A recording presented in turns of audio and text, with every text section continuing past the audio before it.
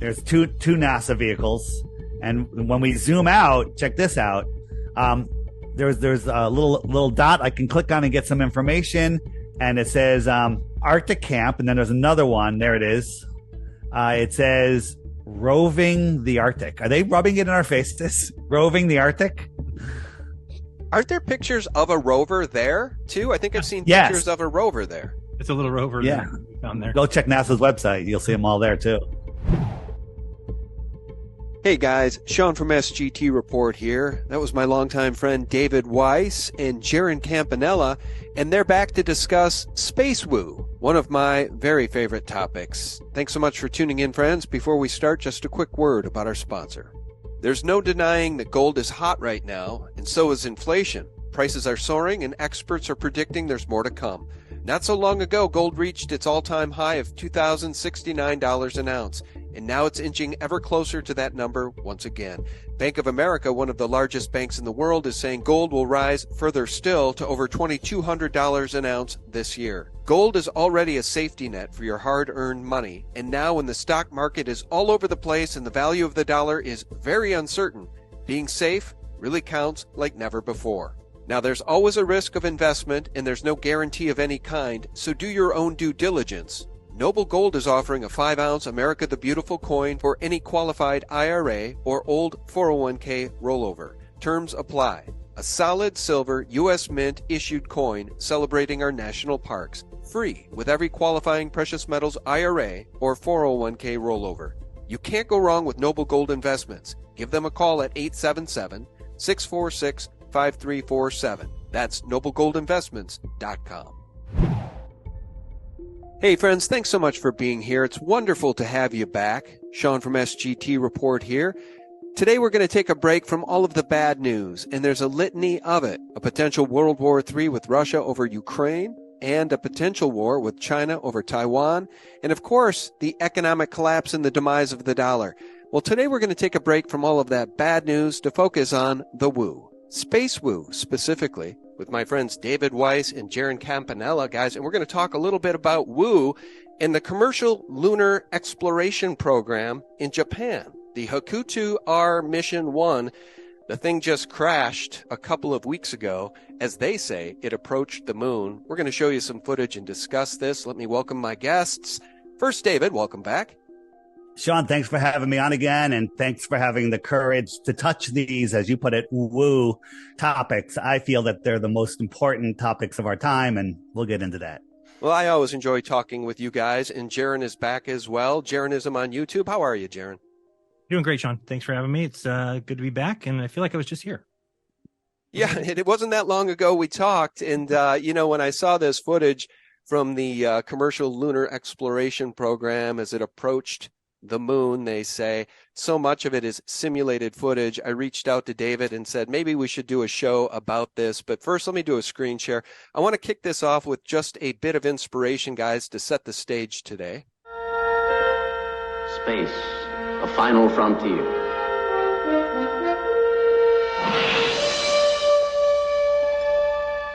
These are the voyages of the starship Enterprise. Its 5-year mission: to explore strange new worlds, to seek out new life and new civilizations, to boldly go where no man has gone before. Gentlemen, when I watched that show as a young man, boy, it really made me dream big things about going to other worlds and getting off planet here and exploring the universe. And evidently the commercial lunar exploration program, the Hakuto R Mission 1, well, they just did that. They visited our lunar friend, the moon, didn't they, David? Absolutely. When you look at the footage that we see, most people read the story, watch the 2-second clip on the news, and they're like, wow. But if you actually watch the launch, they show you how ridiculous this is. You can use your common sense and stop believing the nonsense, but you have to understand the level of deception in this world. So as we go through today, I'm sure we're going to show you some of that, and then it's up to you to look further and verify all this stuff yourself. All right. Let me go to this footage of the Hakuto R Mission 1 blast off, guys. We'll play about 30 seconds of this, and then we're going to get into the simulation. So much of what they showed here are computer simulations.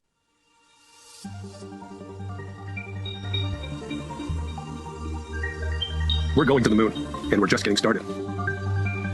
After 100 days of deep space cruise, the Series 1 lander arrived in lunar orbit. The successful completion of this long voyage not only validates the Series 1 lunar lander design, it represents the completion of a series of successes for iSpace, the verification of our communication technology, structural design, software, maneuver operations, and others, all while having overcome unexpected issues and hurdles along the way. All right, unexpected issues and hurdles along the way. Guys, we're just going to jump ahead here, and then I'm going to turn it over to my guests. But at 1:06:15, I wrote this down. Now, we see the speed of our lander in the upper right corner, around 700 kilometers per hour, under 7 kilometers above the surface. We are getting closer and closer.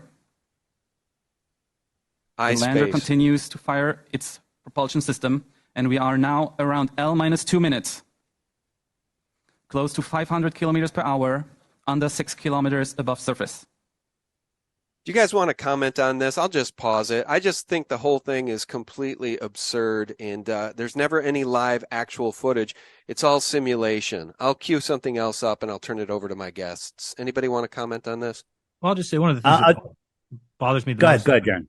is when people say that, well, you know, what are you saying? All these guys are lying, right? Because that's the weird thing is that there's, 50 people behind consoles and 100 people there, and people say, I can't imagine them all lying. And I don't believe that. I don't think that they're all lying either. I think that those guys are reviewing data that's coming into their computer consoles, but we have no idea where the data is coming from. So people assume that just because you're sitting at a console, the only thing that can come into the console has to be from where they say it is or whatever. And it's just baffling. And you can even go back and look at Gene Kranz, who said that there's, all the controllers in the NASA Apollo mission control wouldn't have known the difference between simulation data or real data. There's no way to tell the difference. So we know that they can just be getting simulated data. And again, if you've built a satellite and then you think it's launched into space and you're sitting at a console and you get some information back about it, you're going to assume that it's your craft. You built it, they sent it, and now you're getting data back from it. But it doesn't mean that. It'd be very easy to fool those people. Dave, do you have any comment? Why do they always simulate everything? NASA does this. Hakuto R Mission 1. All of the footage, almost all of the footage is simulated, and then we'll show you a couple of things which they claim to be real. You said almost all of it? I haven't seen any that's not simulated yet. Can I show something here? Sure. Let me stop my screen share. Go ahead. Okay. So this is where did I go? Sorry. This was a launch just the other day that SpaceX put up, and this is the Starship that went up. So we're going to analyze this real quick here. So here it goes. Now watch all of this smoke. Tons of smoke. It's not going anywhere. It's not going anywhere. It's not going anywhere. Now think about the thrust. This is hundreds of tons of weight. And all of a sudden it starts going. Now that thrust would obliterate all of the smoke right here, but there's no effect on it at all. So now look, we have a clear sky, nice blue sky, and it takes off. Now there's looks like a storm cloud coming in. It's from a distance, and now all they show us is this close shot. Now, why is it wobbling?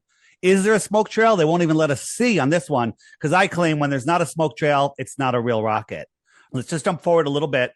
And so this thing is speeding up at 200 miles per hour faster every 5 minutes, every 5 seconds, sorry, because the engines are going. There's only a certain amount of time to get to the speed. So this thing is going thousands of miles an hour, okay? But if you look, this is a ground camera, right? How come it's not just disappearing? And then they show us this weird thing, right? They have 33 engines. Did you know that, Sean? The launch they just did, they made sure everyone knows it's 33 engines. Fascinating. Again, 33. But I want you to watch right here. As it goes, we're back to a blue sky again. And look at this smoke. Now, how fast is that smoke coming off of this? Is this thing going thousands of miles an hour, or maybe 30 miles an hour, 50? I mean, think about how holding a smoky, burning something out the window of your car on the highway. Would the smoke be going faster than this? I say yes, right? So now this thing is speeding up, speeding up, speeding up. Let's just jump forward a little bit. And all of a sudden, let me go forward. It starts doing this spin. Look, it's turning sideways. Now it's going backwards. It's going sideways and backwards at thousands of miles an hour, right? It's going to get a little clearer in a second. Somehow they're going to get a better shot, right? But if you really analyze this and look at the smoke, this thing is barely moving. How is this spinning around at thousands of miles an hour? And in the second it's going to explode. And if you hear the soundtrack, everyone's so happy that it exploded. It's literally like a laugh track on Seinfeld. The thing that got me is they're doing a test. They don't have any payload whatsoever. There's none. They're just testing the rocket. And it sat there for nearly 7 seconds before it even moved. Well, it was 7 seconds that dug a big hole in the concrete underneath. Oh, it destroyed everything. Yeah. Roberts captured some of the images of it where some of the concrete went through the back of a car. I pulled Google Earth up and measured it. That concrete was going out into the ocean, more than a half a mile away. Wow. That's quite powerful, isn't it? Yeah. But without a payload to sit on the launch pad, I mean, it's probably burning about 30 tons per second. So it had to wait for the weight to reduce down before it had enough power to lift off. What I found interesting, though, is not only the time, like I said, without a payload, imagine it's not even lift off if you put a payload on it. Till more than half of it would sit there for a whole minute. You put 100 tons on the thing, and you're going to have to wait a whole minute before the thing's even going to leave the launch pad, but there wouldn't be a launch pad left. Then I was watching the acceleration rate at which it got up to where it's going to break the sound barrier and stuff like that, right? And then the total height. I mean, it burnt the entire tank off, and it was, 24 miles up, which is half of what a Saturn V would do. And then it rotates. Now, think about the weight and the momentum. Isn't that going to tear that apart when it's doing that? Why would it be rolling like that? Because when you see those little flares coming off there, they lost all their guidance systems. They had nothing left. Yeah, but then they tried to say that was planned. Oh, but they said everything was a success because as soon as it cleared the launch pad, everything was gravy after that. Okay, there's tons of steel, but it just disappears, and then that's it. That's all they show you. Jaron?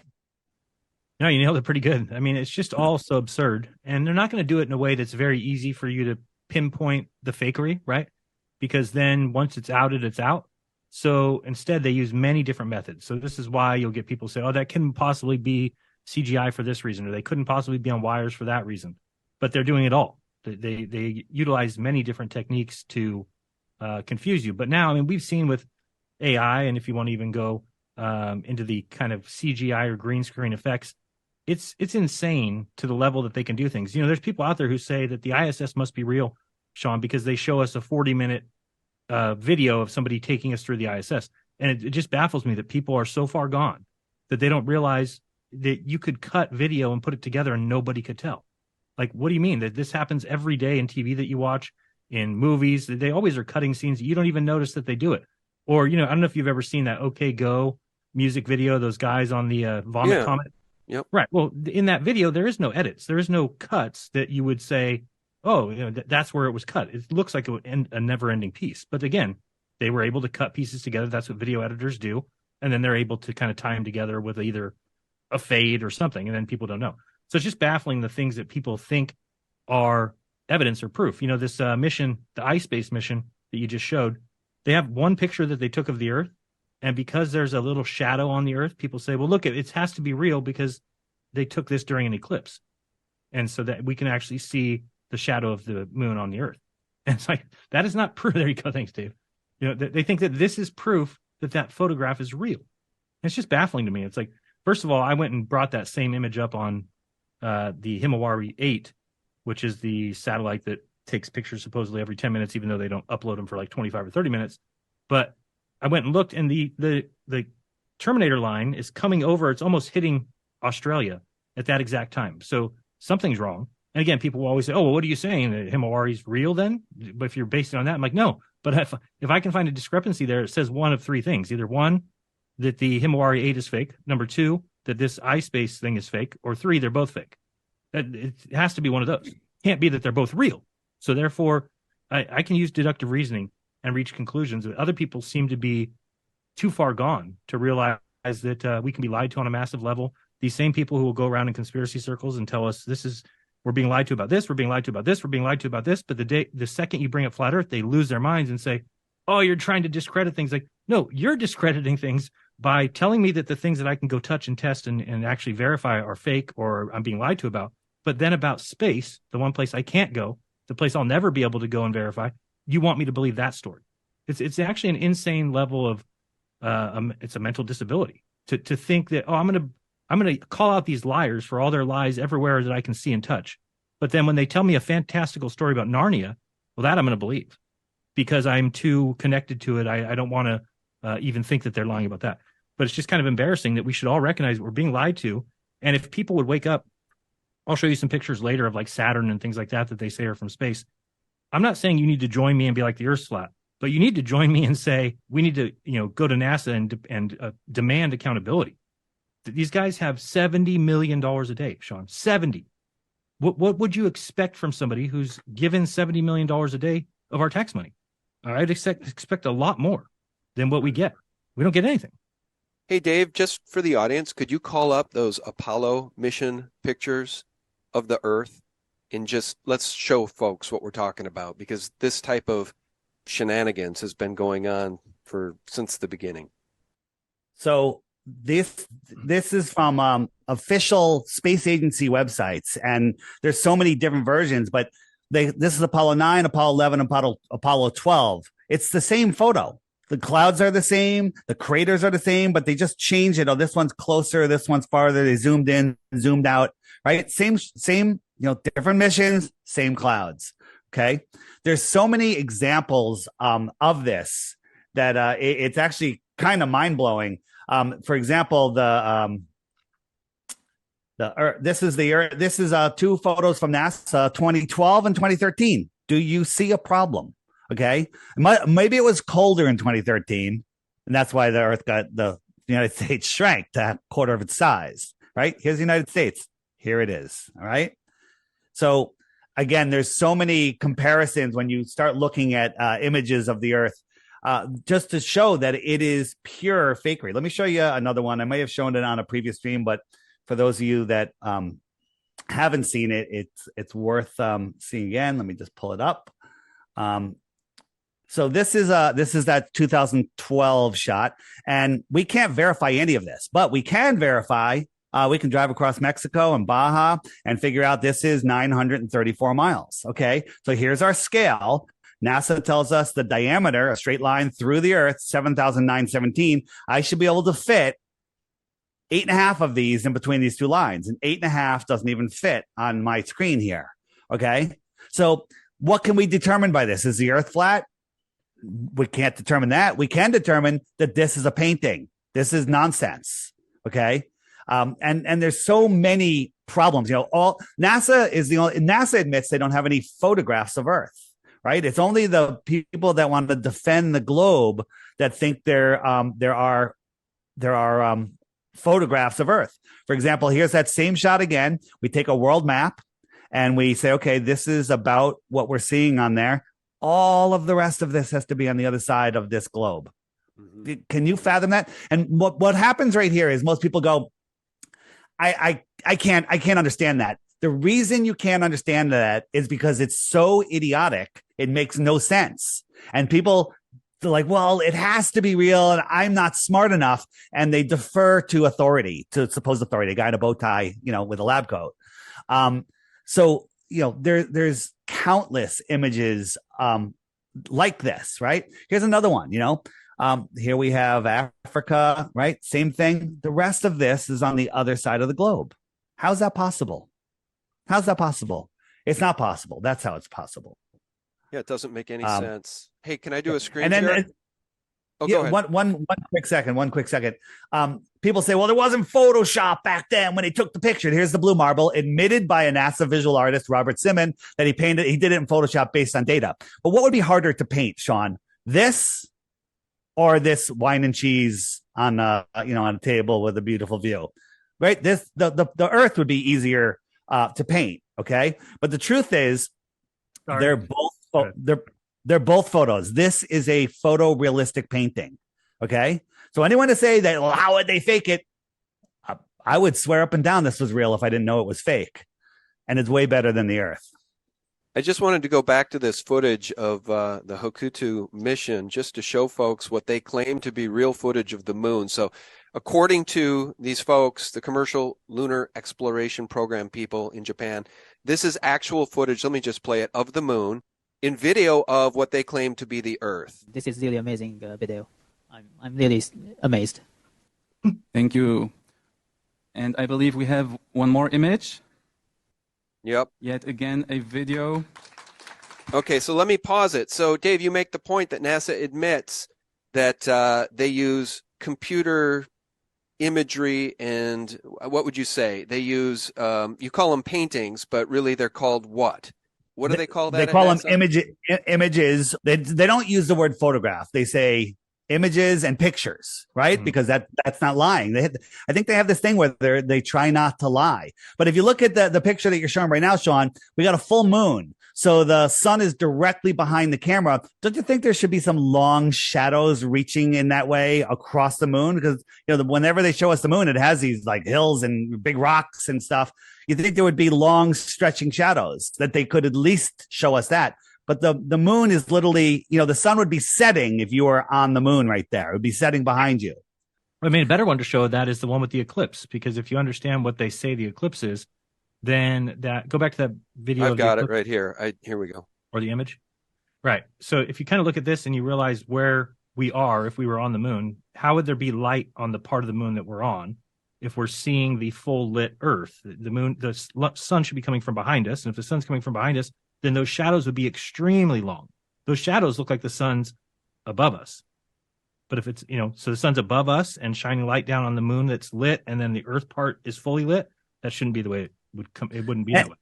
And another thing, shadows don't work over great distances. I challenge people, go outside and get a basketball. If it's early in the day, hold it against the wall. If it's, middle of the day, put it on the ground and look at the beautiful crisp shadow that you'll see on the ground or on the wall. Now just move it away 4 or 5 feet, 10 feet, and the shadow's gone. The shadow becomes blurred and it's not crisp. How do we have a shadow of the moon 250,000 miles away from the Earth, on the Earth? And again, the shadow's smaller than the moon. The shadow's only 70 miles wide during an eclipse. And that makes absolutely no sense whatsoever. Yeah, let me show you guys one more thing. I think this is the smoking gun of this Hakuto mission, which I think was April 25th. I don't know if I have that date right. I think that was the date. So let me play this. This is the simulation that shows a safe and successful landing, and then let me explain what happened. Reason for concern yet. We are still seeing the animation going 3 kilometers per hour. Animation. Only meters above the surface now. And you wouldn't put a camera on this craft. And now we are at the moment of planned landing time. Again, everyone, please give us a few moments to confirm. Give us a few moments to confirm. Here's what happened. Minute after minute after minute goes by. Watch this here in real time. Trying to confirm the landing, attempting to reestablish communication with the lander, they say. This went on for 18 minutes. Then it faded to a commercial of propaganda just showing like scientists and satellites and like prepping rockets and music, and there was no voiceover. 18 minutes of propaganda.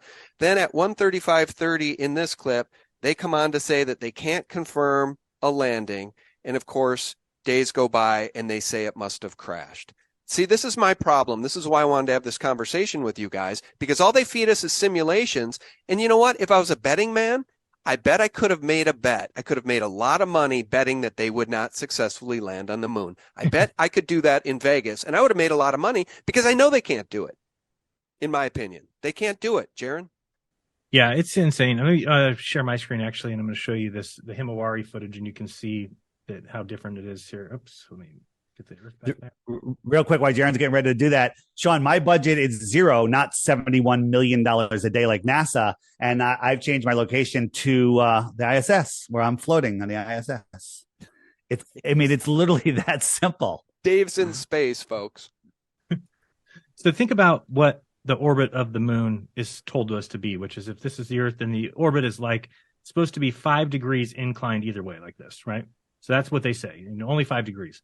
But if you look at the shadow as it comes in to the Earth here, now picture in their worldview, where's the moon and where's the sun that would cause this kind of shadowing? So here comes the shadow coming from the bottom, right? And it's coming up here. Now this is the sun. So the sun's kind of working its way this way, which again, in their model, the sun would be standing still. Technically, the Earth is spinning, and then here comes the moon. But the moon's going to kind of do one of these, which is just weird to me. How is it? That's not 5 degrees. That's much more than 5 degrees. But if you kind of go through this, and these pictures come out, they say every 10 minutes. They take about 25 minutes to come out. I'm sure it's just collecting all the cloud data from all the weather stations and weather balloons. And then if you try and match it up with wherever you saw it on that image from iSpace, maybe it's about, because it looks like the shadow is past maybe halfway of Australia, so maybe like there. I mean, but now, so we have this Terminator line that's coming here. So an enormous the picture that they're showing us from so-called the moon cannot be real to me, because again, if this is in shadow, then that's in shadow. I mean, you can't have it lit from another point of view. It's not lit because the sun's not on it. So to me, this is just so easily shown to be a fraud, and we never get to see the moon cross the Earth. Remember this, or go behind it. This one here is only 20,000 miles away, so you wouldn't see it go in front, but you should be able to see it go behind. You never see it go behind. It's just such fabrication to me. It's not even a question. I mean, imagine this satellite is supposedly in lockstep with the Earth, right? So the Earth is spinning and the satellite's just right there with it. Never has any errors. The other day I was looking at the Mars rovers. So funny, man. That Curiosity rover is one that was supposed to go up and be up there for 2 years, and it's now working on its 12th or 13th year. So how? And it's just because they can go back to Congress every time and say, "Oh, it's still running, and we still need more money." And Congress has, okay, well, we'll just give them more money, I guess. So they keep giving them more money, and then we're not getting anything out of it. They say it's still looking for microbial life on Mars, and if they find anything like that, people should be prepared for that. We know that the disclosure is coming, and this whole Blue Beam project probably finish off with what Werner von Braun told his secretary, right, Carol Rosen, that Right. the alien invasion would be coming. Yep, the last card they would play. That's right. Right. That's what Werner von Braun said would be the last card they would play. Sean, just one thing I want to say. Jaron's talking about the Himawari 8, and that's what a lot of people, when they start Googling flat Earth stuff, they're like, well, what about the Himawari 8? It sends a picture every 15 minutes. As Jaron pointed out, they work on the picture for another 20 minutes after it's taken.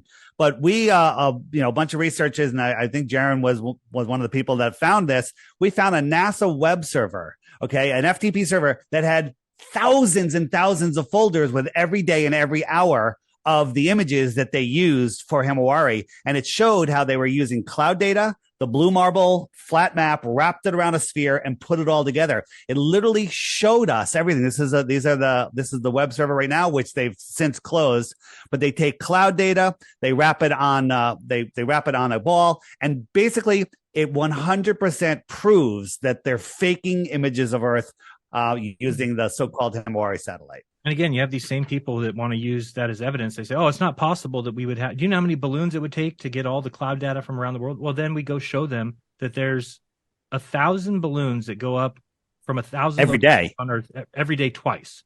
So 2,000 balloons go up for just weather data, for just cloud data, which you wouldn't even need if there were satellites.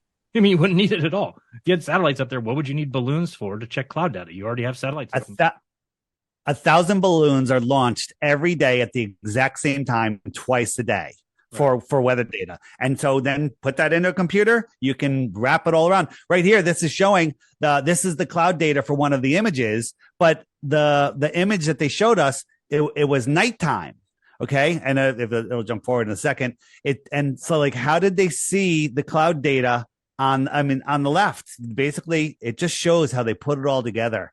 One other quick thing on the moon, they're showing us that. Hey, can I just say something real quick though about these balloons? Just for the audience who may not have heard this, it's my understanding that the world's largest consumer of helium is NASA. So let that sink in. Yeah, by far. I think they own all of the major helium companies in the world. And that doesn't count every other balloon that's going up. So there's still other balloons. I don't remember the guy's name that worked with Victor Glover. You remember? I don't remember his name. But he told us that there is at any time 50,000 balloons above your head. At any time. That's just he's a military guy who told us that. So again, these are things that people just don't know because they're not told. And this is why the Chinese spy balloon, right, was such a big deal when it was just probably a satellite and they had to cover the story. And so they used that one. Sean, did you watch the new film Level With Me, the third in the series? No. It's at levelwithmefilm.com. You can find it at flatearthdave.com if you forget. And it's amazing. But they went to the NASA balloon facility and got some amazing footage. And a guy came out, was like, what are you guys doing filming here? And he basically admitted that he has no idea about other satellites that are in the sky other than balloons. It's a great, if you want to learn about NASA being exposed and about the flat earth too, levelwithmefilm.com. You can find it at flatearththave.com. But I wanted to just go back to the moon for a second. So this is the moon lander and the rocket thruster is down here. Okay. Right. And now this thing's going to leave. Left the rocket thruster. There's no thruster here. So what happened there? Did it explode and just send that thing up in the air and magically the orbiter is going to meet with it?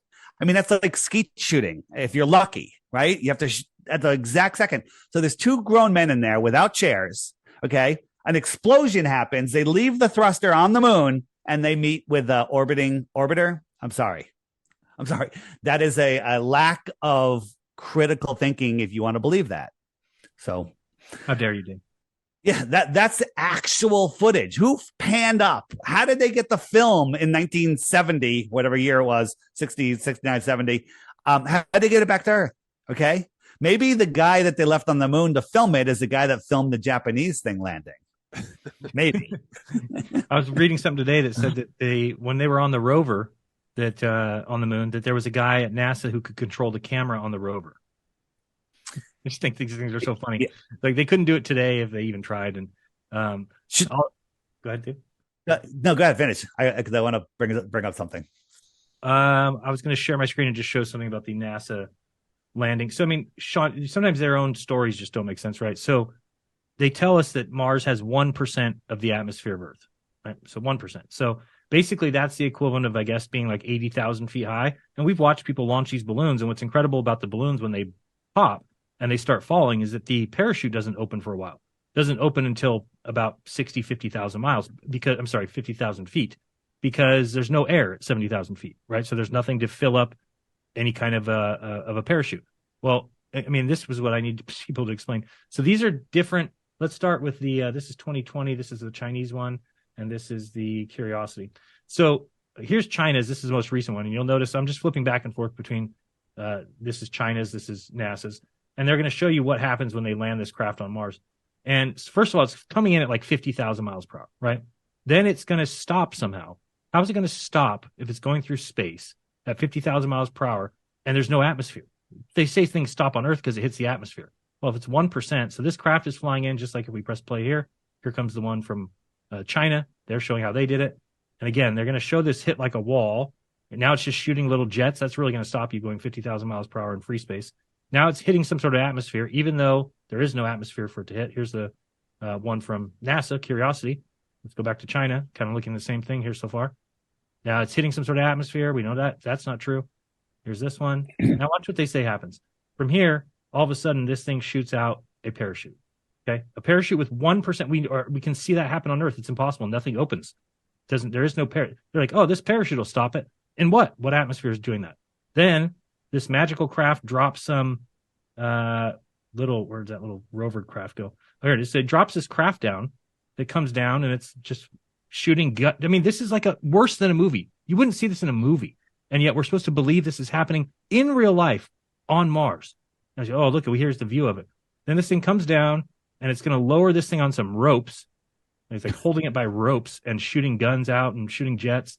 And this is far less atmosphere than the top of Everest, where we can't fly a drone, a copter, or anything to save people that are freezing to death and dying. And this thing just drops it and takes off. I mean, who in their right mind? This is embarrassing that there's people like, I get it. If you don't want to be a flat earther, don't be a flat earther. But if you don't question this and you don't call NASA out on their bullshit, then I think you're contributing to the lie.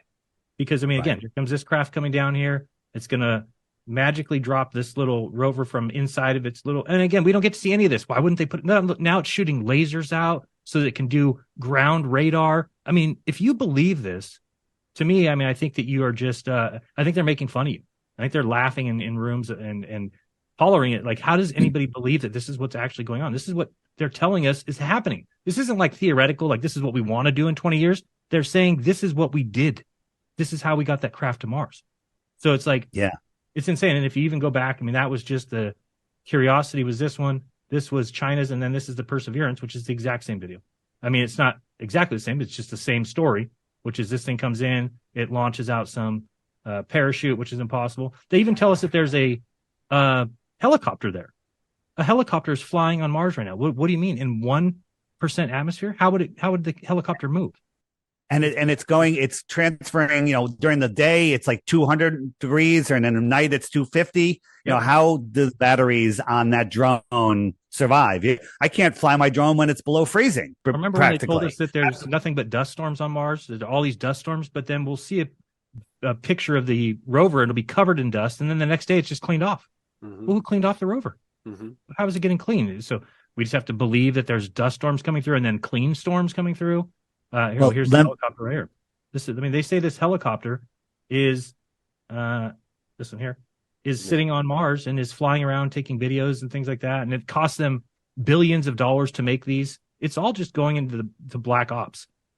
Pretty. What is this thing here? Oh, interesting. So anyway, they also show you. I don't know if you've ever seen the image. They show you an image that was supposedly taken from the craft of this thing going around, and the image has the shadow of the blades perfect on the ground when it's like, no, and it was supposedly flying. It's like that. You couldn't go above a helicopter and try and take a picture of the helicopter blades, perfect shadows on the ground. That's not how things work.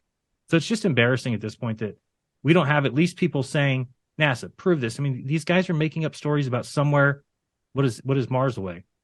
90 million miles, 150 million miles, something like that. Here's the photo of this thing is flying, and they say the way it flies is the rotors go extra fast. That's their official explanation. And how did it get a perfectly clear shot of the rotors? This is the shadow of the rover. Yeah. I mean, of the drone. Right. Okay, How would you catch that? Look at this. Look what are we looking at here? Okay, it's absolute insanity. Can I show you guys something as it pertains to calling out NASA on their BS? Let's just bring it a little bit closer to Earth. You guys probably saw this. In fact, you guys probably know this guy. He was undoubtedly inspired by your work. He's in the movie. He's in the movie Level with Me. All right. Well, this is before the Brevard County Commission, and I want you guys to chime in at any point. I can pause it at any point, or we can listen to the whole 2 minutes. Here it comes. I'd like to bring to your attention a potential fraud on an enormous scale happening in your county. There's now clear evidence of NASA using numerous methods to grossly mislead the public about astronauts being on the International Space Station. During interior ISS scenes from NASA's own live feed, the use of wires, harnesses, green screens, and virtual reality have been detected to achieve the appearance of a weightless environment. Examples of this include astronauts fading in and out of the screen, green screen glitches, grabbing objects that aren't really there, pulling on invisible wires, getting tangled in their harnesses, and even astronauts appearing out of thin air. This begs the obvious question. If they're really up there, why are they using Hollywood techniques to fake the footage? Now, unfortunately, I can't show you these clips in here today, but I will be sending them to you. Outside the International Space Station, during spacewalks, air bubbles have been recorded on numerous occasions. How is it possible for air bubbles to be present in the vacuum of space? I once questioned astronaut Scott Kelly about this phenomenon. His body language and answers only created more questions. In 2013, astronaut Luca Parmitano nearly drowned during a spacewalk when his helmet filled with water. This happened again just last year. Air bubbles, helmets filling with water, and drowning. Are they in space or are they underwater? Now, what's really interesting is that they trained for spacewalks in an underwater pool with a complete ISS replica. Now, surely they aren't filming these spacewalks in an underwater pool and then editing them to appear if they're in space, because that sure would be something, wouldn't it? I'm calling on the Brevard County Commissioners to open a full investigation into NASA's fraudulent practices and use of taxpayer dollars. It costs NASA $3 billion per year to operate the ISS, and if they don't have a darn good explanation as to why they're faking these videos, I and the public would like a darn good explanation as to where our tax money is going. And if they are indeed faking the funk, it is our duty to expose and eliminate this fraudulent and astronomically wasteful ISS program. That's Justin Harvey. His Rumble channel is We Are Change Orlando, no spaces. He's done some outstanding work on the jibby jab, talking to the city councils on that, and a lot of space stuff. I encourage people to go check him out for sure. So if that was Justin Harvey, I think we've had him on this show before. You did have Justin on. You did have Justin on. I think you had him on alone. I didn't realize that was Justin. Okay. Yeah, that's Justin. He's done outstanding work. And again, he's in level with me. I highly recommend people check it out.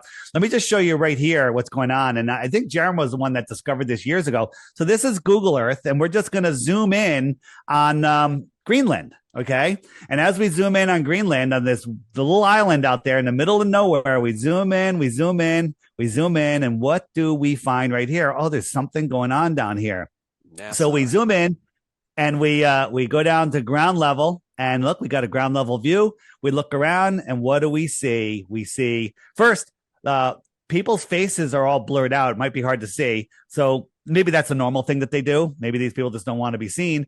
But here's a NASA vehicle, and there's another one on the other side of it.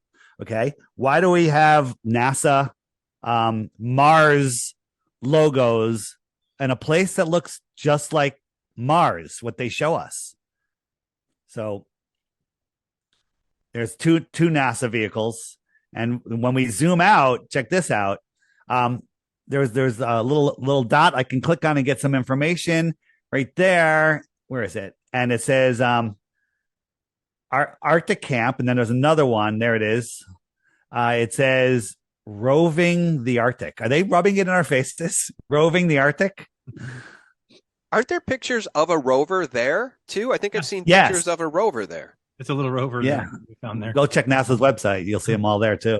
And I think that, to me, I think that this was maybe meant for us to find. I'm not sure that means necessarily that's exactly where they're faking it, because I think they could throw us off by having something like that and then be faking it in the Atacama Desert or something. But it still is very peculiar that, imagine, why wouldn't you just build a simulated Mars environment right outside of your place at NASA? Why would you go to a remote place like that to do your testing? It just doesn't make any sense. Yeah. And this is the new from the Smithsonian, the new image of Mars and one of their moons. Mm-hmm. I mean, look at this. Is this like a dirty softball? What is this? That people just want to eat it up, whatever they're shown, because the problem is, Sean, we're good people. Everyone is born good, and people are generally good. They can't imagine this level of deception, this level of evil. But as you and I know, Sean, there is some evil that even you and I have a hard time understanding in this world. It's mind-blowing. I mean, the controllers of this world are Luciferians. So I think the opaque nature of these programs are such that people don't recognize God anymore. See, that's the point of these programs, is so that people don't believe in a God, right? They don't want us to believe in a creator. That's why evolution is a thing. That's why you can't teach anything but evolution, even though evolution now is being admitted by these top scientists to be completely and totally scientifically untenable. There is no transitional forms, right? There is nothing before a crocodile. There is nothing before an alligator. There's nothing before a giraffe. There's just the fossil record, and a giraffe appears. So, which one matches creation better? This is what they can never have, come out. But I wanted to show you this, Sean. You remember, you've seen the Tesla in space, yes? Yeah.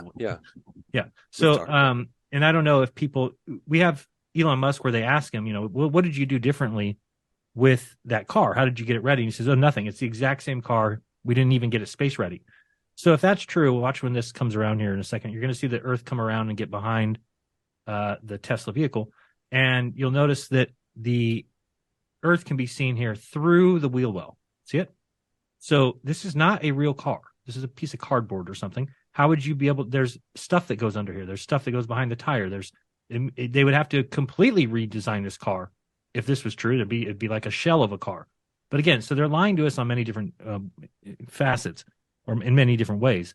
But I mean, this is so absurd that somebody would look at this and be like, yep, we live down here on this spinning ball in space, flying 1.2 million miles per hour through the vacuum of space that exists next to this atmosphere and doesn't for some reason eat it up and just equalize with it.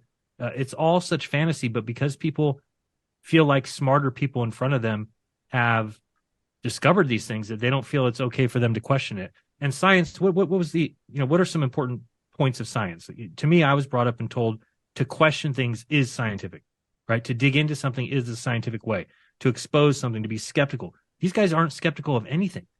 They're not even skeptical at all. They're skeptical of religion. They're skeptical of God. They're skeptical of Christianity. They're skeptical of Muslims. They're skeptical of that. But when it comes to anybody speaking on a scientific level, they're not even skeptical anymore. They just think, well, if you're talking about outer space, you must be telling the truth. And I think it's embarrassing. And how long will it go on until we as a people demand evidence or proof? And as long as, because what I kind of thought was going to happen is when we started talking about this stuff, that a bunch of people would get together and turn to NASA and require them to prove things. Instead, you've got all these little boys who have now blocked NASA They go up against us, battling us, and NASA never has to answer for anything, never has to do anything. It's like they have little henchmen that are just henchmen out of, I guess, pure hatred for the creator. Because most of atheists and most of science believers are, not very big fans of religion. Guys, thanks so much for tuning in. Just a quick word about our sponsor. Did you know Bank of America is saying gold will go to $2,200 this year? An all-time high. Invest in a gold IRA with Noble Gold Investments today and take advantage of this rare opportunity to secure your retirement savings. Now remember, there's always a risk of investment and no guarantee of any kind, so do your own due diligence. But I myself own gold. With the experts at Noble Gold Investments, you can ride the wave of gold's historic rise to financial security amidst all the inflation. This month, they're offering a solid silver 5-ounce America the Beautiful coin with every qualifying precious metals IRA or 401k rollover. You can't go wrong with Noble Gold Investments. Hurry and go to noblegoldinvestments.com to secure your wealth and bag a free 5-ounce America the Beautiful coin if you qualify. noblegoldinvestments.com. That's noblegoldinvestments.com. Jaron and Dave, let me just point something out to you guys. I'm going to back you up, Jaron. So when you question any of this, they say that's you waging war on science. Do you guys remember when the National Geographic put the truth on their cover back in March of 2015? The 100% truth. I'll show you. Here it is. Climate change does not exist. Evolution never happened. The moon landing was fake. Can lead to autism, and genetically modified food is evil. See, those 5 things I'm in total agreement with, but they call that the war on science, guys. Yeah. Right. Sean, what you'll find out is these people that dedicate their lives to going up against flat Earth, they have a lot in common. They all, everything about the moon landing's real. Everything about space is real. Everything about the COVIDs is real. And all of the things that we know are nonsense. They're all in alignment on them. They're all in alignment on them, and they just make up stuff, not left and right. So the reason they make up things, Dave, is because they feel like they think what they're doing is virtuous and right, and so they feel like any lie that they tell to get there to the the end. Yeah, I mean, this is what they teach in school now. They teach in school that Wernher von Braun is a great guy because he got us to the moon. Even though he killed people, and was part of the SS and was, would actually hang people from the rafters who didn't work on his rockets in the correct way, the end justified the means. He got us to the moon. So this is kind of what they're teaching children nowadays. So, Sean, the image that Jaron showed you before, this was at 170 miles, I believe, above Earth, right? They could see the whole round Earth, but the space station, which is 250 miles up, it can barely see the curve. Okay? So that's all you need to know that this is fake, or maybe this is real and the space station's fake. It's all fake. Right? Yeah. When you look at it, there's no denying this. I mean, what is the excuse that they can see the whole round Earth and the space station, which is much higher, can't? There's no way those guys are up there in space going 17,500 miles per hour. The other day I was watching an F-22 fighter pilot or jet that was about 4 years ago in front of my house, and it was doing these maneuvers and all. And I was just basking in the fact that I think that's like the height of human ingenuity. That is the greatest thing that humans do right now, is fly like those fighter jets and do those crazy moves. And it's just so sad that they're not even given any credit, because they're like flying 1,500 miles per hour. It's like big deal. The astronauts go, 65-year-old ladies go up and they go, 17,500 miles per hour, which people don't even realize that's about 15 times the speed of a bullet. And we're supposed to believe that they're just flying in space and just going. I mean, it's absurd. It really is. There's nothing real about it to me. They've done such a terrible job. And then you can kind of see it all happen when the fact that, how did we learn about flat Earth? We learned in school it was the dumbest belief you can have. Well, I've gotten to the point in my life where now I realize that anything the government tells me, it's always been the opposite. So if something is the dumbest belief, they tell me it's the dumbest belief that there is, I tend to think it's probably the smartest. The other thing, just in regard to the faking of the moon missions, and the ISS has some problems that were addressed by that guy, by Justin Harvey. We've got the whistleblower testimony, the deathbed confession from given to Bart Sabrell about the fact that they faked the moon mission at a military base in Arizona. And there were witnesses there, and the witness, provided this testimony. I guess he was the head of security and at that military base, and it was his deathbed confession. And so we know they faked the moon mission. So we know they're faking things. So if they fake the moon mission, what else are they faking? And the answer kind of appears to be pretty much everything. And that's why they can't let that information out. I used to think that, like, okay, when all these astronauts are dead from Apollo or something, they'll, let it come out. But now I realize they can never, because they have to keep telling the story that, like, large conspiracies don't exist, that they would never have, somebody would always rat it out, even though we know any kind of secret that's being held right now, we wouldn't be able to quantify that, right? So they do these tests or experiments and they say, oh, any conspiracy or any kind of secret, if 100 people knew, it would be let out in this amount of time. You would never know those. You can't do science on that, because me and Sean might have a secret that we've never told anybody we have a secret. So how are you going to quantify that into your experiment? You can't, right? Sean, we mentioned earlier that they're laughing. They're totally laughing at us. Look at this new trend they're on here. So these are articles from official space agency websites. Asteroid the size of 23 borzoi dogs is running close to Earth. Here's another one: 22 tuna fish. Okay, all right, the size of 22 tuna fish. Right, the size of 69 American alligators will pass by Earth Tuesday. NASA warns. Okay, asteroid the size of 18 platypus to fly by closer to Earth. Okay, goes on. Wait, this is my favorite. All right. 787 matzahs set to Passover on Passover. Oh, come on. So they're just making fun. These are mainstream media articles? Yes, right? What a joke. 90 elephants, asteroid size 90 elephants discovered speeding towards Earth by NASA. Okay. Again, this is an eggplants, right? 48 eggplants. That one doesn't sound too scary. Okay. 48 eggplants, that's nothing. It can hit my backyard. I'll be fine. Okay. Absolute total nonsense. Isn't an eggplant a metaphor for something sexually speaking? An emoji? No, I'm serious. I'd have to look that up. I think they're making fun of us in many more ways than just one, guys. Oh, I don't put past every holiday that comes by, and I've got video of them talking about how great of a PR team NASA has. That they're basically, that's all that they are, is a PR team. That they're able to put out a story every 2-3 times a week. And then every holiday that comes around, there'll always be, the jack-o'-lantern sun, or it's a pumpkin sun coming, or it's a pumpkin asteroid, or a skeleton asteroid coming on Halloween. New Year's, it's, oh, look at this galaxy that's got these USA colors. People don't realize, there was just somebody on 60 Minutes, I believe, maybe 2-3 weeks ago, who flat out says that we don't know any of these things. And we don't, 95% of the universe is unknown to us. We're off by 10 to the 120th, which is a 10 with 120 zeros after, which people can't even fathom that kind of mistake. And yet these same people are telling us that they know what happened 1/1000th of a billionth of a trillionth of a second after the Big Bang. And if you believe that, if you believe in the Big Bang and you believe these guys can rewind the sky clock, it's basically just man worship. That somebody has told you that they can see back in time. Imagine that we know anybody who says that is ludicrous, but that's what every astrophysicist believes, that they're seeing back in time when they look through a telescope. It's insanity. Right. Hey, Dave, can you go back to that eggplant story? Okay. Do you have that handy? That was under, I'm not going to remember where it was. Here we go. Yeah. Okay. So again, I think they're making fun of us in multiple ways. Where does eggplant emoji come from? The eggplant emoji first debuted in 2010 and quickly became a symbol for the male appendage. So these people are just making fun of us in multiple ways. So what does that say? 48 penises. Mm-hmm. Yeah. An asteroid the size of 48 male appendages will pass Earth today. So they just love to make fun of us. So, Sean, since you went there, let's take a look at some of the SpaceX rockets. What do we see here? Okay. Maybe I'm looking into it a little bit too much, but what is going on here? Right. Then when they show us Jeff Bezos's rocket and it's going up, it always has this weird motion to it. Okay.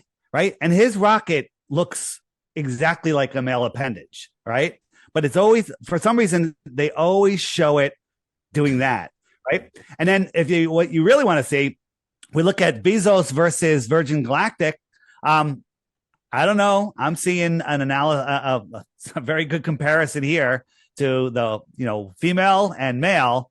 It looks too coincidental for me. I'm not a coincidental theorist. I'm a conspiracy analyst.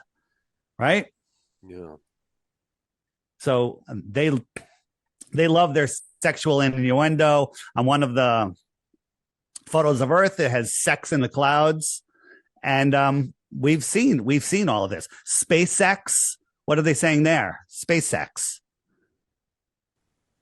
Yeah, it's all just disgusting too that they do that. Can I show a clip? It kind of goes off what Dave was talking about, but I saw this the other day and thought this was really good. I had to show my wife, like, this is one of the best I've seen in a while. It's from the YouTube channel 2018 Flat Earth. It's really Why good. does the shape of the Earth even matter? What difference does it make to my life? Are you sharing? First, Yeah, 1 second. the thing of crucial importance is not the shape. It's the lie. The lie of heliocentrism is one of the most insidious lies imaginable that replaces our common sense and lived experience with unproven theories and explanations from supposed experts. When children are indoctrinated to abandon the evidence of their senses in favor of this nonsensical globe model, a schism occurs in their psyche where they are no longer able to trust their own senses and experience, and instead must trust information completely contrary to it, presented by perceived authority figures. To teach such a false cosmology is incredibly deceitful and disempowering to the individual. And the result is that humanity has become just like the slaves in Plato's allegory of the cave. A child who learns not to trust the evidence of their senses becomes forever imprisoned within Plato's cave. A world of distorted shadows cast by Plato's puppet masters that blinds them to the reality beyond. So, I think that's so good. I think it really, shows us, because I do believe that is the case, and I do believe that's why they do it. And I think that we see this in the children today, and the children that have. This is what atheism leads to, right? Which is a world like we have now. It's just falling apart. So, I hope that we can repair it, and it's going to take people waking up and not being so in love with the slave system. I'll show one other thing here I wanted to show you too, because Dave talked about them painting these Earth balls, but we have this video of them. This is NASA back in, I don't know what year this was, but you can't see that yet. Hold on, there we go. So it's just funny because people always say, well, there was no CGI, so how would they have gotten pictures of the Earth? And I mean, here's these guys that are working on this giant ball Earth, and here's these guys over here that are you've got stars in the background and the spinning Earth ball. So I mean, it's not hard for them to fake things back in the day either, right? It's not just. You have the image with the camera track that goes around it. Yeah, you mean the yeah, I can bring it up. I think that was around them for the moon. Yeah, they have a giant moon where they put in craters and everything, and then they have a little railroad track for a camera to orbit the moon. It's the most obvious evidence of the fraud, and people think, oh no, they use that to practice. Like, what do you mean? It doesn't even make sense. Yeah. What are they practicing? So let me see. So like he's talking about this picture here. Oh wait, I don't think I can. Can I put it here? No, I can't. Hold on. Let me share a different screen. Go over here. Sean, we were talking before the show about anything you hear in the news. The opposite is probably true. They're hiding real flat Earth information. You Google flat Earth, you're going to get all of the same garbage, no matter what terms you put in there.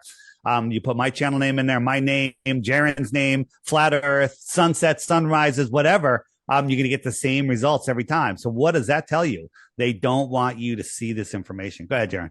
Yeah. So here's this guy doing. These guys are looking at this ball moon. This is an actual physical thing that they built. These guys are painting the moon identical to the real moon. They're trying to, again, with a track around it.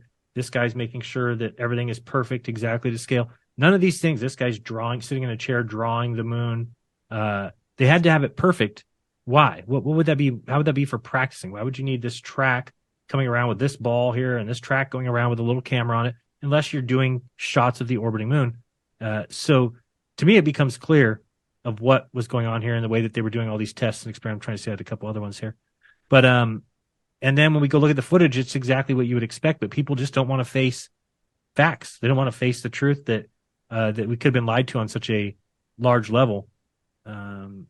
Is that but the one you're talking? Oh, here's some simulator stuff that they that was it. Show us that this is in like a black room. This is a simulator showing that they could put this here and have this little half dome to where here's the plans for the track, talking about the projection sphere.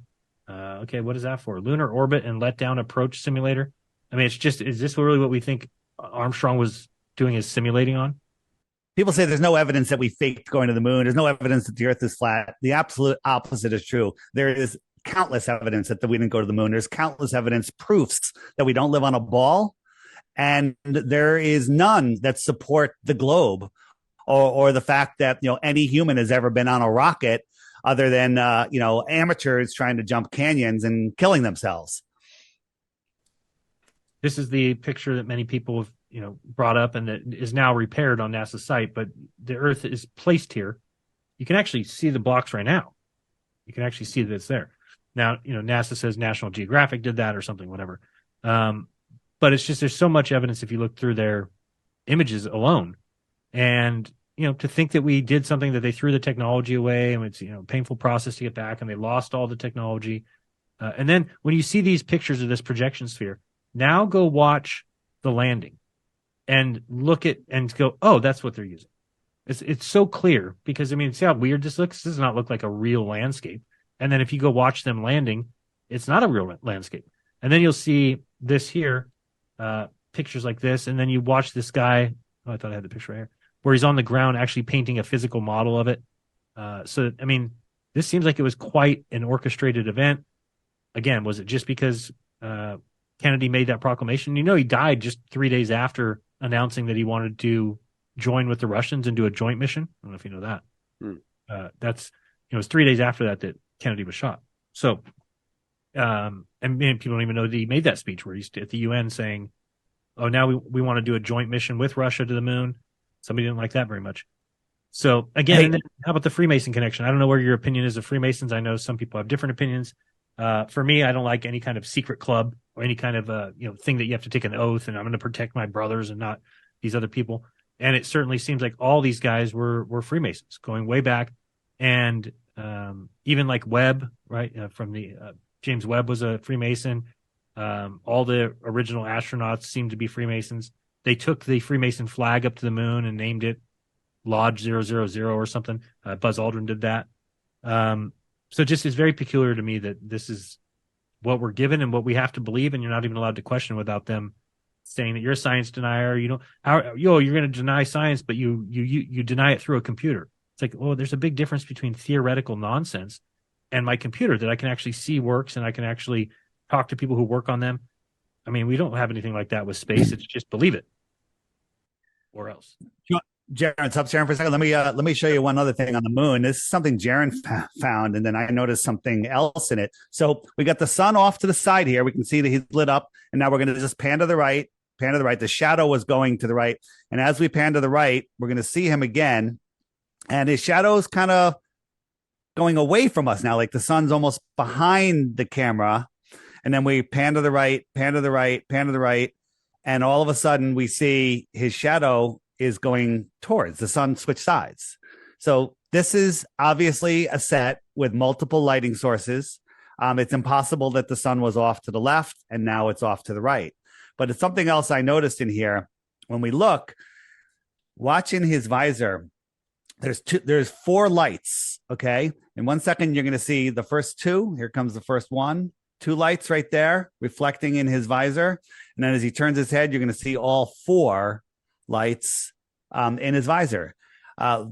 There is no explanation, with the sun lighting it. They didn't bring extra lighting up there. 1, 2, 3, 4. 4 lights in the visor. Okay. Yeah. That's showing that he's on a stage. That's all you really need to know that we didn't go to the moon. It was all faked. And, why would they fake the moon? What difference does it make? Well, they made an announcement. Admiral Byrd, if you believe that story, said there's more land beyond Antarctica, filled with resources. And at a time, the whole world is fighting for resources and land. Everyone signs the agreement. It was first a dozen countries. Now all the major countries have signed. Nobody can explore Antarctica. There's no people there. There's no plants there. There's no animals there, just resources. But everyone agrees on 2 things in this world. You can't go to Antarctica and you have to get this thing stuck in your arm. Okay. That should raise every red flag in the world. Right. So again, why does flat Earth matter? Why does the faking of the moon landing matters? It all goes together. It's to limit your thoughts. Yeah, we don't even realize that the idea of the moon landing is ingrained in you from a young age, so that you look up in the sky and you think people can go live on giant rocks of balls in the sky. That's all it does. It's a preconditioning so that when if they can live on a giant, because otherwise, this is why people say, well, how could the Earth be flat? Everything in the sky is a sphere. The only reason they're able to say that is because they're very confused that we should be very proud of the place that we've been given to live, and then everything else is secondary. The things in the sky are secondary, and that they are meant for us for signs and seasons and things like that. I want to show you one thing, Sean. I don't know if you've ever looked into the whole Saturn mission. Let me show you here. So there we go. All right. So this is my, if you just type in, and this is something anybody should be able to do, and you can tell your family and show them too. So if you just go to Cassini, just type in NASA Cassini, and you'll get to this page, which is the nasa.gov Cassini page. And if you go to images, this is going to show you what they consider to be real images. Now, this one here that'll say is an illustration, but these ones here, Sean, they say that these are real images from the Cassini mission of the rings of Saturn. Let me just kind of cycle through some of these. Okay, that's supposed to be a real moon. This is supposed to be a real photograph taken from a satellite orbiting Saturn. This is supposed to be tiny little rocks that are in orbit of the planet, ever so like if one rock came out of order, it would crash into another one and the whole thing would go away. But it never happens. It's everything. Look at this. This is supposed to be real. This is not CGI. This is not them saying, oh, this is our artist rendition. These are supposed to be actual. This is an actual photograph of Saturn. If I don't understand, if people believe this, they're so far gone that I don't even know if we should continue even trying to wake people up. That this is not going on in the sky. This is they can get a whole photograph of Saturn, but not of Earth. Right. Why don't we have pictures like this? There should be pictures of every angle of Earth. I mean, look at this. This is the moon, Dion, from the edge of this is supposedly the rings of Saturn, this little straight line. Oh, and it just so happens to be a perfectly straight line that's done with like some sort of image editor. This is supposed to be real. The shine of Enceladus. This is supposed to be a real image from the narrow band. This is supposed to be a real image of the thing. This is a real Dion image, real picture of Saturn. Real picture of Saturn. That's supposed to be real. Saturn's moon, Enceladus, drifts before the rings and the tiny moon, Pandora, in his view that NASA Cassini spacecraft captured on November 1st. So it's like, to me, people don't even realize that this is what they're backing. So like, I know every time we do a show, Sean, I go back and look at the comments, and there's half the people that are just losing their mind, right? Oh, Jaren's such an idiot. Anybody who believes the Earth is flat is so dumb. And it's like, okay, I hope you know that you're backing this.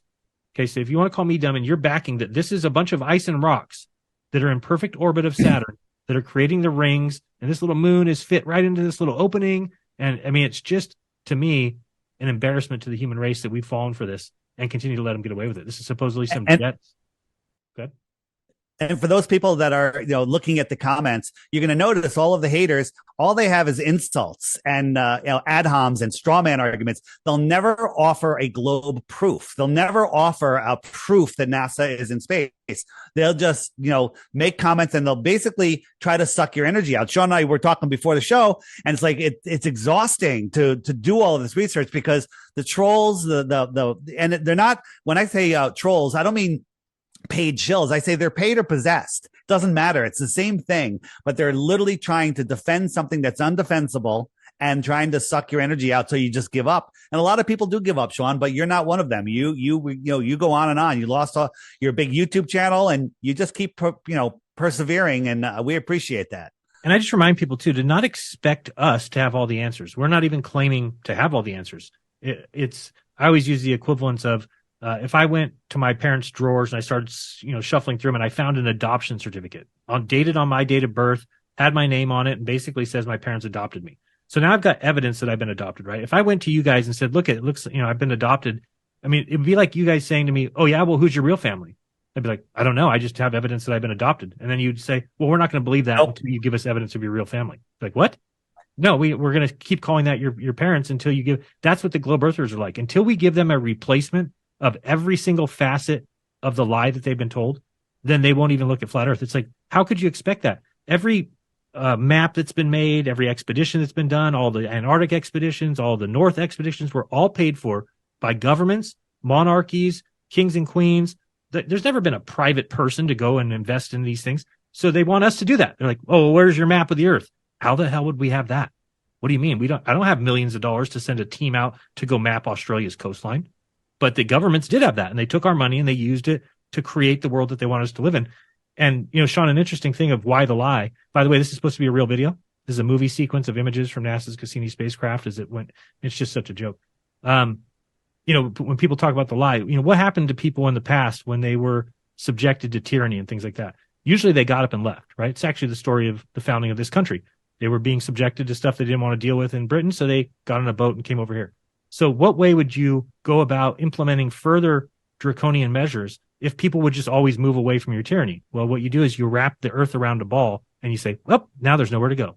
So now we all sit here and deal with this shit and the government just keeps coming down on us, but we think there's nowhere else to go. What if there's an unlimited amount of places to go? What if we were given an unlimited amount of resources to live the lives that we want to live, and we're actually spoiling our life away working for these guys who just came here and just took over the area, wrapped the earth in a ball and said, now you live here. There's nowhere else to go. You have to work for us. You got to pay taxes and you got to die. That's the order of things. It would be pretty sad if we find out we had unlimited capabilities, unlimited resources, and instead we sat here and argued with each other because people don't want to see the truth that they've been lied to. It sounds crazy that there might be more land out there than what we're officially told. That sounds crazy, except for the fact that there are ancient maps, and not even maps that are ancient, but maps from a few hundred years ago that show a lot of territory that, in my mind, remains unexplained unless the official globe model that we're told, the globe as we're told view of the world, unless that's wrong. Dave, do you want to show people some of those maps before we wrap this up? So, Sean, last time I was here, did we talk about Kiribati? No. Okay, so this is going to be real quick. But again, we're talking about NASA for most of the show, and we're showing how they're faking everything. But we don't need to go where we can't go to prove the shape of the Earth. We don't need to go beyond 60 degrees south where we're not allowed to go to prove the shape of the Earth. It would prove the shape of the Earth, but we're stuck here. So we've done hundreds and hundreds of tests. Jeranism is involved with a mirror flash. Like if you're flashing somebody with a mirror, with the sun, with a mirror, right? If there's something in between you, like a building, they're not going to see the flash. But we sent mirror flashes from the beach across bodies of water that there should be, a 6-story building in between the two of the mirror, and the people can see it. There's no explanation. You can't use refraction. You can't use their normal excuses. But let me just show you this thing. So this was a map that was found in a Buddhist temple. It was published in 1910 in a Hawaiian newspaper. And it showed all of these other continents out there. Okay, very interesting. And then a couple of flat earthers were looking on a separate note, looking at the shipping tracking site. There's websites that'll show you all the cargo ships in the world, where they're going, size, captain's name, where what they have on them, when they left port, when they're expected. Just all the information. But they noticed deep inside of Antarctica, 300, 400, 500 miles, there was several ships in a kind of like a line deep inside the shoreline of Antarctica. Wait a minute. How did they get inside the shoreline of Antarctica? Okay. So they click on one of the ships and there's very little information. It was 580 meters long, 80 meters wide. That's a gigantic ship. That's huge. Right. And all it said was the size of the ship, and it was registered in Kiribati. Have you ever heard of Kiribati? No. Sean? So where's Kiribati? Out here in the middle of the South Pacific. I had to put a pin on it because you can't even see it. That's a pin. That's not the island. We zoom in on it, and what do we see? We see a sandbar. Okay, it's more than a sandbar. All of this is unoccupied. Just people live over here and over here. And now the U.S. government, the China, they're saying it's the most important trade route. Wait, why do we need to stop at this little island with a giant ship as an important trade route? And China gave them $10 billion recently. Okay, what is going on out there? One other quick note on Kiribati, they have the Captain Cook Hotel. Captain Cook is the guy that tried to circumnavigate Antarctica. It took him 3.5 years. He went 68,000 miles when it's supposed to be 13,000 around. It kind of sounds like the Earth is flat. And so what is going on out there, right? There's a lot more to it, but let me just go back to here for a second.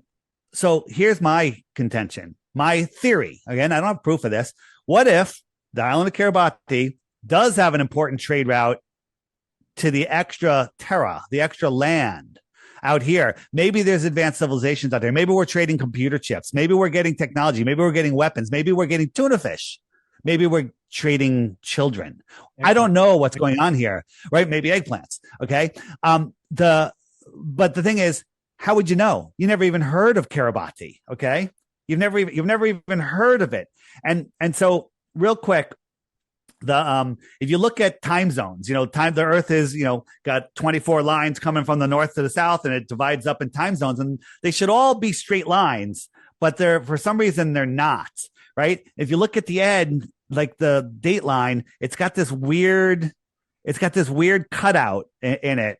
And if I zoom in on the one that's the craziest, this is a time zone line, and it cuts around. And where's Kiribati? Right there in the most suspicious place of all. What does all this mean? I don't know. A lot more research needs to be done. But why do all these countries in the world care about this island and as a trade route? What are we picking up there? I don't even have enough land to grow pineapples. Okay. What's going on there? I don't know. Another thing, Sean, that happened to me that I think people should know about is that a lot of people think our answer to this is FOIA requests, right? That we should be able to investigate some of this stuff. Well, I found a spacewalk that seemed to be completely and totally fake. That was supposed to be some golf ball presentation or like promotion that they were going to hit a golf ball from the ISS steps. And all that you can find is this tiny little clip of a terrible thing that looks awful. And I said, well, where's the rest of the spacewalks? Usually I can find a spacewalk online. Couldn't find this one anywhere. So I requested a FOIA request to get that spacewalk, and it took them like 8 months and the runaround and them losing my money twice. And I kind of have the whole thing, spelled out in a video where I'm like, look what I've had to go through. It ended up costing me $1,600 or $1,800 to get. And then what they sent me was just a bunch of blank video of outside views of the ISS. And they said, oh, it's because it was a Russian spacewalk, so we don't have any cameras on the Russian side. So after charging me $1,800, taking 8 months, all I got was a whole bunch of footage of nothing. And it's like, okay, so if that's our answer to these kind of injustices, or when government is basically lying to you, is that these guys, I mean, imagine if we had that kind of leeway where the government thought I was up to something, they thought I was maybe doing something illegal here, so they came to my door and said, hey, we need to look at all your paperwork for such and such. And I said, okay, come back in 8 months and I'll give you the paperwork. And then when they came back, I just gave them blank paperwork and said, yep, sorry, I don't actually have any data on that. And then they're just supposed to leave and walk away and be like, okay, well, you did the best you could.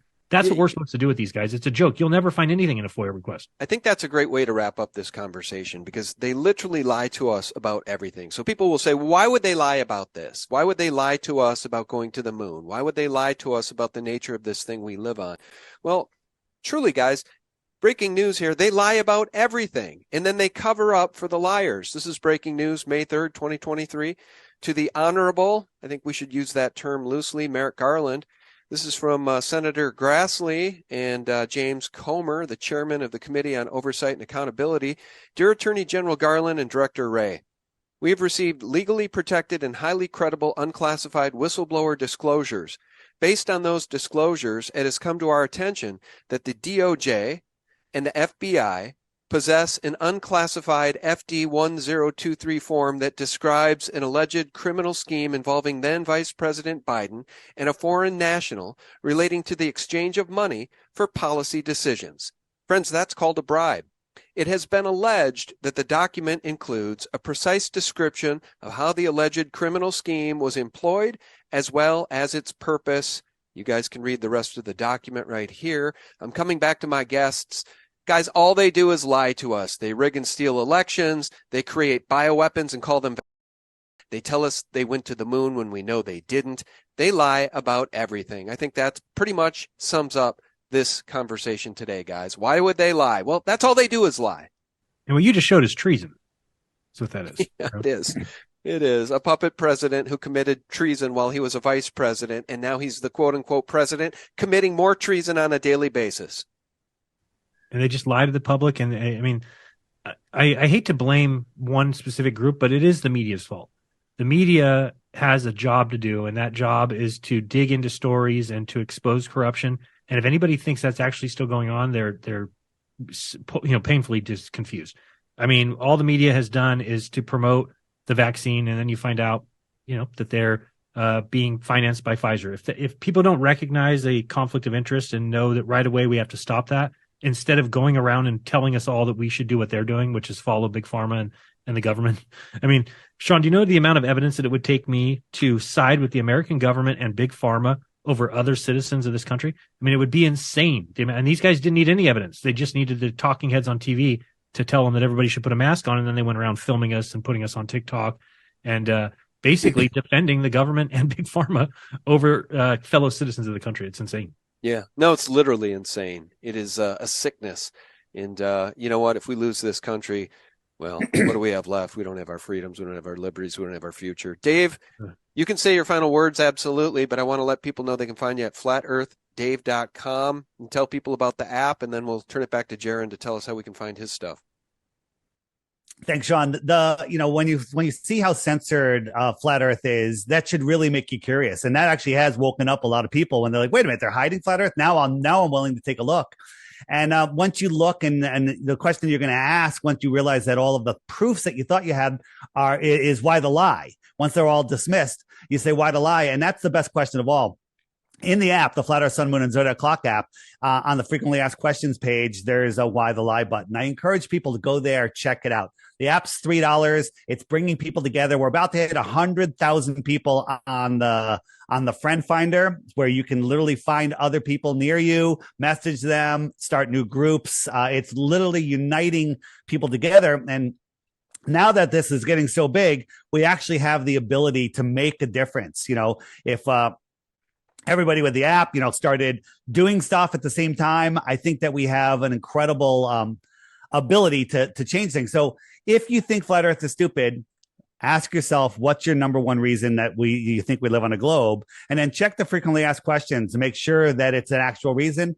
As I always say, Sean, I offer 3 Bitcoins for 1 globe proof, and I'm still holding that up. And so check it out, flatearthdave.com. You can find my YouTube channels there. My Deep Inside the Rabbit Hole, DITRH YouTube channel, all short videos. If you look, I don't have time for this. I got really short videos there. All my links are on flatearthdave.com. And Sean, I want to thank you. You've had us on, I lost track, 5-6 times now. And the first time you got a lot of heat. But now the comments are turning around. People are waking up. People like you, Peggy Hall, Stu Peters, Mel Fabregas from Veritas, James English from Anything Goes with James English in the UK. He's a huge channel. Coast to Coast AM, and even Alex Jones. They've all had me on. They're all talking about Flat Earth now. And as soon as this floodgate breaks, we're going to go into the real unveiling of the truth, aka apocalypse, because it will be a crazy time, but that's where a new Earth is born. And so check that out. And then Jaron has an amazing summit that's coming up. I'll let Jaron tell you about that. Thanks for that, Dave. I appreciate those kind comments. I'm always glad to have you guys on. You're very interesting people, and I consider you friends. So why not hang out for a couple hours with friends? I appreciate it. And thanks, Sean, by the way, for I know you've talked about our summit the last couple times I've been on the show. So thank you for that, because you have gotten some signups, and so hopefully those people have been happy. But we do have some summits that we run about 3 times a year, and we have some great speakers. Amanda Vollmer, Avocado Wolf, High Impact Flicks has been there. Santos Bonacci's coming this year. Crow 777 was there last year. We had the guy Foundering who did the music like Speed of Science. He's done a couple other songs. He's been great. Marty Leeds. So anyway, all these guys, they come, they present for an hour, and it's been fantastic so far, and people have really enjoyed it. And we just wanted to thank you so much for sending people that way. And if people are interested, right now we just are sending people to Thames.live. The next one is June 23rd and 24th. And it's really inexpensive, and you're also helping the person who sent you there. So if you do go with Sean, you can enter his name as the person who sent you, and then he gets a little kickback from that. So it's been great so far. We're able to help some of these creators who are having a hard time. We're able to pay them a little bit of money to come and present their best information. And so far, the people have been really happy, because I think sometimes we forget that people don't have 8 hours a day to watch videos, or to have even 8 hours a week to watch videos, right? And I do more content than that a week. I do more than 8 hours. So people don't have time to watch all that stuff. So these summits are a good way for people who don't have a lot of time to sit down and get kind of the best of in a 2-day session, where you get all the, entertainment, you get comedy. We had Owen Benjamin, we've had Alex Stein, we've had Sam Tripoli. So it's a fantastic event, and people are really enjoying it, and our, attendance keeps growing. So we hope to see some more people there. Like I said, the next one's not until June 23rd, 24th. And you can find that at TEMS.live for now. All right. I appreciate that. I want to just say a couple of things here. I know we're trying to wrap this up. We're going real long here, guys. But I was going to mention the name Owen Benjamin because I think if anybody's ever listened to the guy, his long format stuff, even his short stuff, he's extremely intelligent. Anybody that would say otherwise is probably a dumb person. That said, I just listened to an interview yesterday, Viva Frei and Robert Barnes, in which Robert Barnes specifically called Owen Benjamin batshit crazy, which I took offense to. But since you were mentioning names, you also mentioned the name Amanda Vollmer. I've had Amanda Vollmer on. If we're talking about the same person, she's extremely, I would almost call her rigid in her thinking and her approach to interviews. And I mean that in a complimentary way. She is very analytical. She's very data driven. So you look, I call myself a globe as we're told skeptic. Okay, I'm not a flat earther. I'm a globe, as we're told, skeptic because I don't buy the official math or the official narrative. So I'm doing exploration here. Are you guys saying Amanda Vollmer, is she on board with the flat earth thing? Oh, 100%. 100%. I had no idea. I didn't know that. Yeah. And there's a lot of other big names in the health field that you can probably figure out. They're on board too, but they're kind of keeping it in the closet right now because they're focusing on getting their message out about, the V word and all of that stuff. So again, that's no problem. But big people in Hollywood, like they have their own show named after them, spun off of another show about a bar. All right. There's all sorts of people. Okay. But they're slowly coming out. And I think it's going to go faster and faster and faster. So the thing is, don't believe anything we say. Go verify it yourself. All right. Check out Jaren's channel from Jeranism on YouTube. Check out the flatearthdave.com. Links to all of that stuff. Links to when you forget the website for Jaren's conference. It's on my website, flatearthdave.com. Okay. Because True Earth Mount Murray Summit is the initials. So I just make it easy. Yes, but they call us, I just want to say, they call us, crazy. We're conspiracy theorists. We're nuts, right?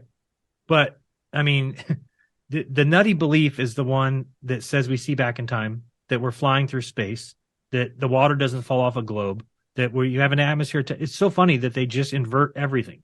So now just saying that we don't move, just saying that the Earth is stationary because it feels... Because all of our senses tell us that. Right. So now they've just flipped it on its head and people actually go around screaming it. You're crazy. You're an idiot if you believe these things. Yeah, but there are NASA documents that say that.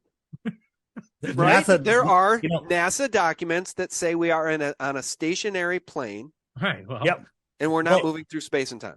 Not just NASA, the FAA, they do all of their testing on a flat, non-rotating plane. That's our model, not their model, because their model doesn't work. Right. We're talking about the F-22, and we're like, if somebody was flying that plane and thought the Earth was curved, they'd be dead.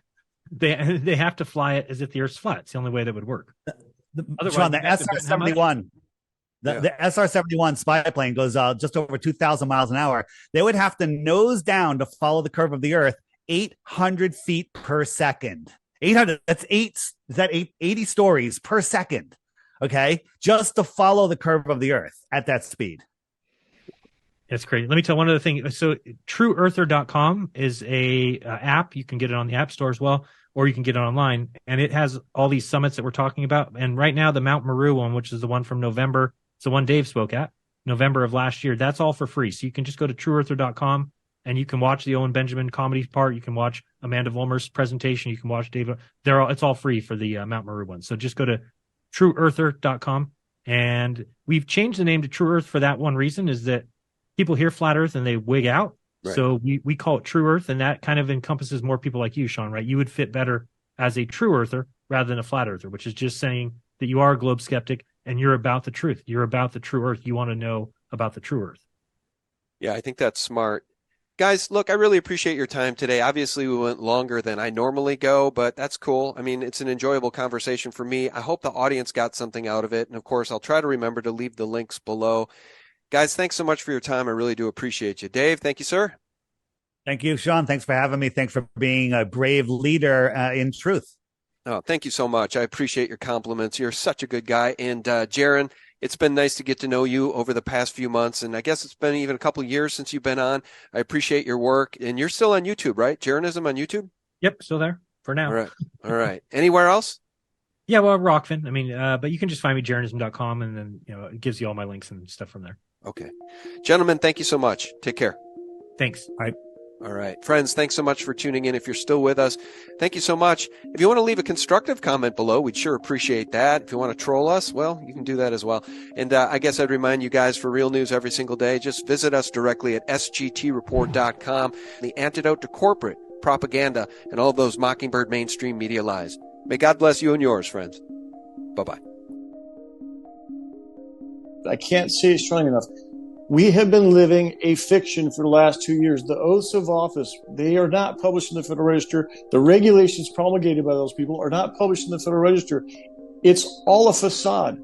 Those aren't laws. Stop following them. Don't call them laws anymore because they are not. It's all fake.